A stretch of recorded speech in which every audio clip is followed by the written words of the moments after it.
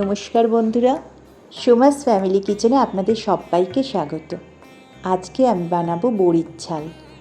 নিরামিষের দিনে এটা একদিন করে দেখতেই পারেন আপনারা, ভালো লাগবে।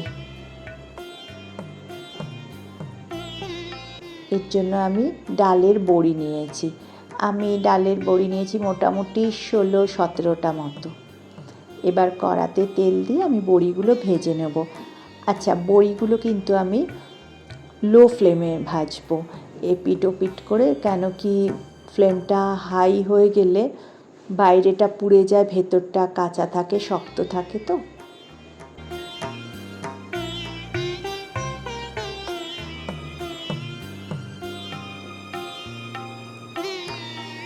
নিরামিষের দিনে না খুব চিন্তা থাকে কি বানাবো।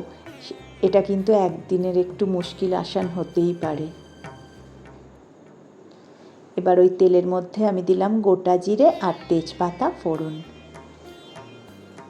এবার ফোড়নটা একটু ভাজা ভাজা হলে এর মধ্যে দিয়ে দেব আদা আর কাঁচা লঙ্কা বাটা।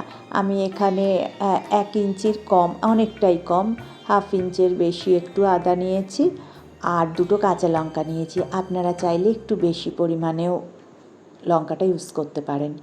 এবার একটা বাটির মধ্যে নিলাম হাফ টিস্পুন হলুদ গুঁড়ো, 1/4 টিস্পুন জিরে গুঁড়ো আর 1 স্পুনের কমই বলবো ধনে গুঁড়ো। সব একসাথে মিশিয়ে নিয়ে আমি এটা মশলার মধ্যে দিয়ে দেবো। এবার পুরো মশলাটাই আমি খুব ভালোভাবে কষিয়ে নেব, যাতে কাঁচা গন্ধটা না থাকে। এবার এর মধ্যে দিলাম আমি টমেটো পেস্ট করে রেখেছিলাম, সেটা আমি একটা ছোট সাইজের টমেটো ইউজ করেছি।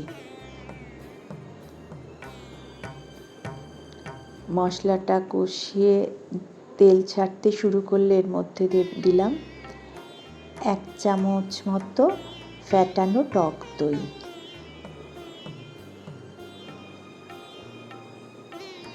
এবার এটা দিয়েও আমি ভালোভাবে কষিয়ে নেব। এবার এর মধ্যে দেব পরিমাণ মতো নুন আর একটু মিষ্টি। আপনারা চাইলে মিষ্টিটা স্কিপ করতেও পারেন, কিন্তু আমার মনে হয় টকটা আছে তো একটু মিষ্টি দিলে ভালো লাগবে। আর দিলাম 1/4 টিস্পুন গরম মশলা। ব্যাস, আর কোনো মশলা কিন্তু এখানে আমি ইউজ করব না।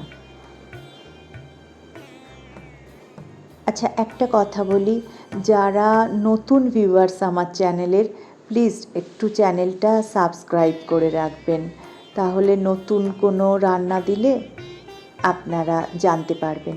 এবার এর মধ্যে আমি দিয়ে দিলাম 1 কাপ গরম জল।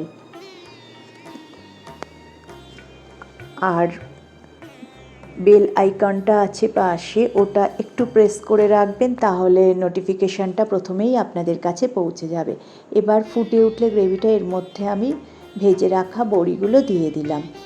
আচ্ছা, এখানে আর একটা কথা বলে রাখি, বড়ি কিন্তু প্রচুর গ্রেভিটা টেনে নেয়, তাই সেই বুঝে একটু জলটা দেবেন আর গ্রেভিটা রাখবেন। রেডি আমাদের বড়ির ঝাল।